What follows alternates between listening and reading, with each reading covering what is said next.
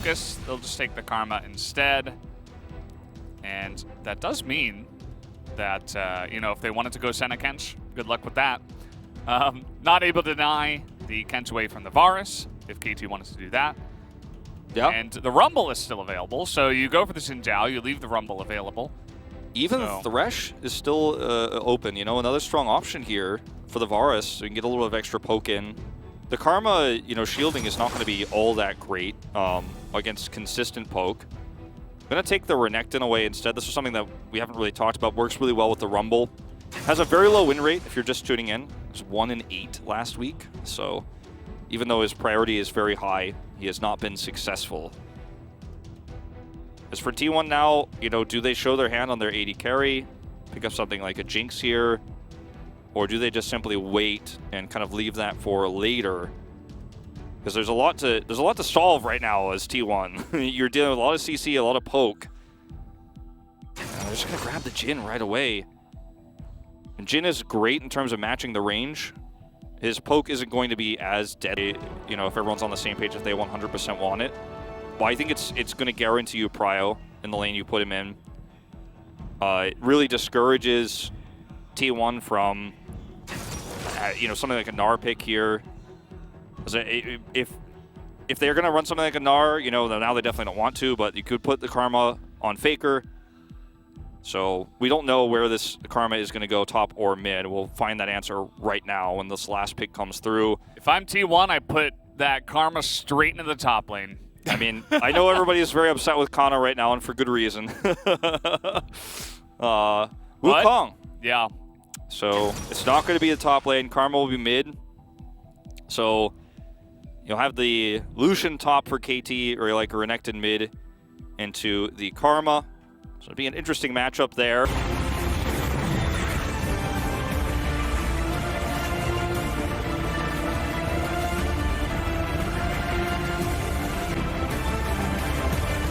Be enough, you have to have a teleport answer.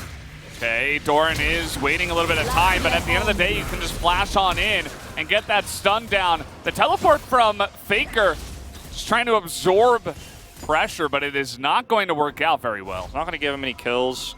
Thought maybe, you know, we'd see hold that Xin Zhao quite well in a vacuum. Just Faker, hold on. He's got Carrion nearby, and here comes the equalizer as they're trying to get on top of Dub, and they will be able to. Blank now a little bit out of position, has to flash away. Curtain call will be thrown out here, but Harp is in position and denies any further action. Yep, it was a really nice call from T1 there, and it's a pretty huge pick on the Dove. Turnaround is great. Chains of Corruption as the equalizer follow-up will force the flash away from Keria. As, again, this is the second Rift Herald, so T1, they're actually going to use this timing to come in here and get this tier 1 turret, or at least get some damage down, but the Stridebreaker comes in, and now Cuz might be in some trouble. Has to flash away from that one just to survive. So you can see Teddy looking to make some moves. They do. TP comes in, Noah's doing a nice amount of damage. Keria, no flash, no ultimate, and Cuz just goes in and dies for free, not able to use his ultimate to even try to escape. Now the Rift Herald is gonna leash again, and Teddy is just trying to assassinate on the Jhin, but now here comes the huge equalizer. The slow is making this very difficult for T1 to escape, and you can see the chase power of KT is also pretty nice. They're gonna pick up another kill here. Speaking of chase power, Abyssal Voyage comes in, and it's looking like both of these T1's members should be going down. Denial on the Blast Cone, and that's going to be a 4-0 as KT are just taking off now. Yeah, they really are. This is another fight where T1 just got a little bit desperate to try to force something here when their comp needs to play. Available here, looking for the flank. They're able to get on top of Dove as he will go down because the jungler is being burned, but still, as Rumble hits the deck, he's going to go down, and T1 are able to wipe the slate clean here with a triple kill to Faker, and now they'll go for the Baron. This ends up being what happens. Faker respawns, he comes back in. T1 have a composition that if it can close the gap and get on top of KT Rolster, there's a lot to be said in the composition, right? This is the Wukong power we were talking about earlier on. You have the ability to shield everybody and keep them all, you know, healed up and actually give them a little bit of movement speed with this Karma pick, but when you get the Leona in on top, it's like, okay, you've done your job here, essentially. So we're going to go all the way back to watching the Prowler's call play, which was so fantastically done. You even see the Rumble commitment there, too. They're all on the same page. But once Keria gets in here, I mean, this is where things go really badly. Doran's at very low. Cuz comes in, too. And there's a lot of kind of wombo potential here, actually, for T1 themselves. And the AoE in this last moment for Canna is like, well, very easy cleanup. Sweeping it up, that's going to be a... Actually, let's try to go on to the front. You can see how difficult it is for KT to actually engage.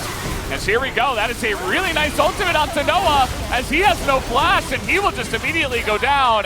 Keria gets low, but that is totally fine, as Dove will also bite the dust, and KT are being dominated down here on the bottom side of the river. Only Doran will survive, but he cannot do anything about this. Doran Doran survives here, but KT, they just could not actually pick a target. They were so slow to do so. Okay. Teddy will die, and that's a nice bit of extra gold here, but the fact of the matter still stands. Not only do T1 get a second Infernal and Infernal Soul Point, but they showed that Solar Flare. Okay.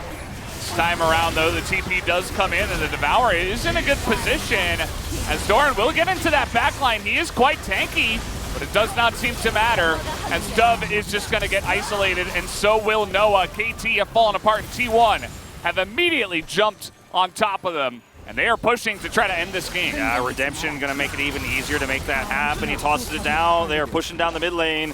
Only defensive option here is a Renekton and a Tom Catch, so you just don't have the damage. We are 30 minutes into the game, and T1 are going to seal the deal here.